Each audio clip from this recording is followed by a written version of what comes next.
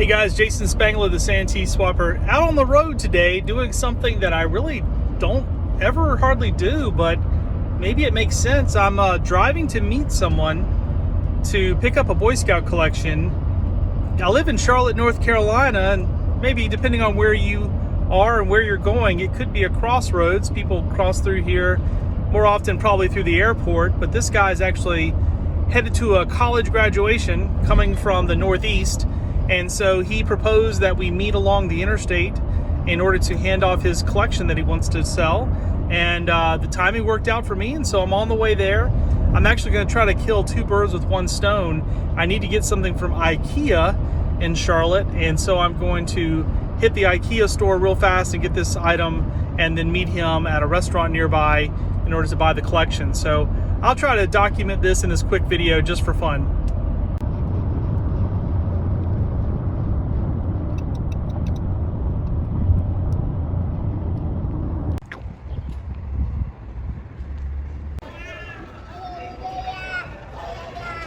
All right, mission accomplished. I wanted to film a quick video just to kind of show you guys what I got. So right now, I just dropped my son off at swim. I've got an IKEA desk in the back of my minivan, and let me turn the camera around. I'll show you guys what I've got. All right, so this is the collection. It was very organized. Here's the IKEA desks. You don't really want to see those.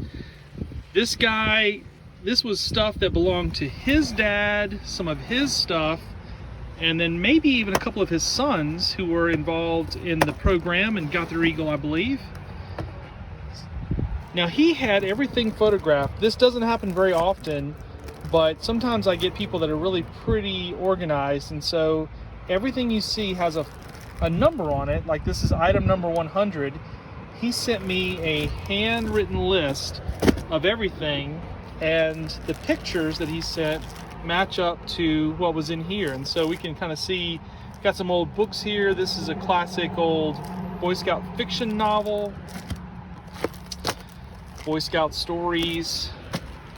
There's some handbooks down in there. This looks to be like a Delmont flag of some type, and he was from Pennsylvania, so I'll have to see what council that is. Boy Scout Diary 1939, that's not bad, pretty cool. Gen Chief's book.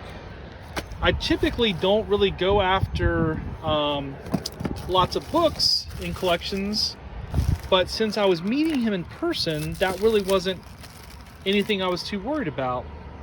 Now that's pretty cool. This is the original 12 regions. This is kind of like pins that are, you know, frozen in an acrylic block. I actually hadn't seen that before. That's kind of neat. I actually kind of like that. You know, every once in a while I go through here and I try to find things that I want to keep for myself. Some classic books there. Norman Rockwell's Guide to Scouting. Here's the 1970s anniversary one. A couple of eagle pins there. Actually not sure what that one is, but it looks like it has a catalog number on the back. No, actually it doesn't. There's some eagle pins there. So this might be the one that is mostly books and that kind of stuff. Yeah, look at all those merit badge pamphlets. Oh, I definitely would not have asked someone to ship this. All right, let me show you what's in these other boxes. All right, let me start with these two boxes here. So this is kind of interesting. These are these Norman Rockwell figurines, and there's several different ones here. Then there's this one as well, which I believe I've actually got that at my antique mall booth for sale. But those are things that I can do something with. And then this is kind of the, if you will, the money box. This is where the good stuff is. Kind of go through this a little bit. We won't be able to see everything in this video, but it's a nice little bag of patches. So again, he told me that his dad actually was on the board of the council for Delmont. I guess that's the Valley Forge Council. And so his dad was very active in scouting for a long time in that area. And so I'm guessing that as we flip through here, we're going to see a lot of stuff from that time period. Delmont there. Oop, this is super heavy. Now, just for kicks, let's open this up if I can. There's a bunch of pins in here. I'm kind of curious to see what he's got in here. Now, I did see pictures of all these things, but this is pretty heavy, so I'm kind of curious what's in this. You can hear it rattling around, can't you? Oh gosh, look at this, coins. And so these are these little Scout coins. Do your best. It says you make the difference. And so these would have been given out. Something I've seen with coins before is they would do something where like you had it in one pocket, and once you did your good turn, you moved it to the other pocket or something like that. Not quite sure what that would have been used for. Some more neckerchiefs here, some Jamboree neckerchiefs, and there's some other ones in the back of that.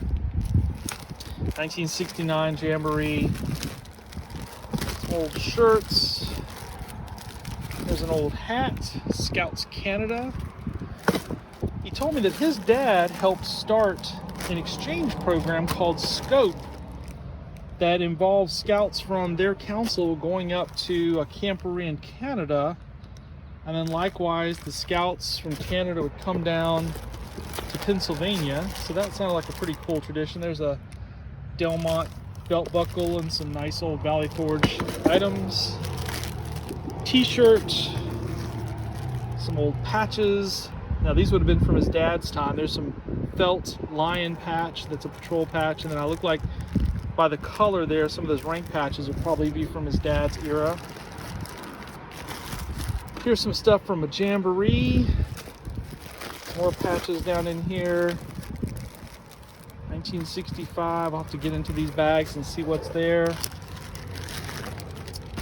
1981 Jamboree. Boy, somebody definitely went to the 81 Jamboree. Could have been this guy. He might have been the right age to go to the 81 Jamboree because his kids are mostly in college. So that would probably match up with that time period. So yeah, he probably went to the 81 Jamboree. Not sure what that is. Got a nice little plate here. See what that is.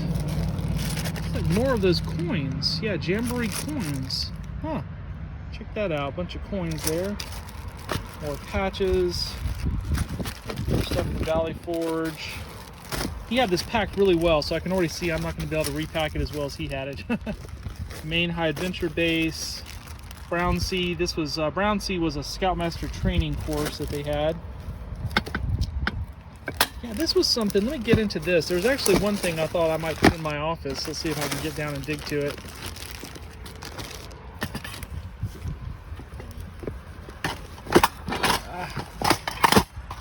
So he had a couple of these things. Actually, here's his name. I guess I'll let you see his name. Has the thermometer and the barometer there. Pretty cool. And then also there's another one down here. And I thought this was kind of cool. This says, with thanks, 20th Swansea Scout Group, Wales, UK. A nice little desk. And I probably could put a battery in that, get that running again. That actually looks pretty nice at the, maybe it's a little bit bent, but I think I could probably resurrect it. And then there's some mugs in there, which are not going to be anything too excited about. High Adventure, yeah. Bags of patches, bags of patches, bags of patches, bags of patches. Neckerchiefs, more bags of patches. Paper, okay. So this is one of those collections where there's just a whole lot of stuff. I'll have to go through it and sort it out, but it was no problem meeting him on the interstate, so I'm glad I bought this collection. All right, well, this doesn't happen very often that I actually meet someone on the interstate and buy a collection, but this just worked out. The timing, this guy was coming from Pennsylvania going to Clemson because all of his kids went there, 3 of them so far, and he had one graduating this year. It's kind of funny because I'm a South Carolina fan and graduate, and so his wife was from the Spartanburg area, so we kind of had a good time teasing each other a little bit about Gamecocks and Tigers, which is what people in the Carolinas do. But anyways, it was all good. Jason Spangler of the SanteeSwapper, thanks for watching this unusual unboxing, but I hope you enjoyed it.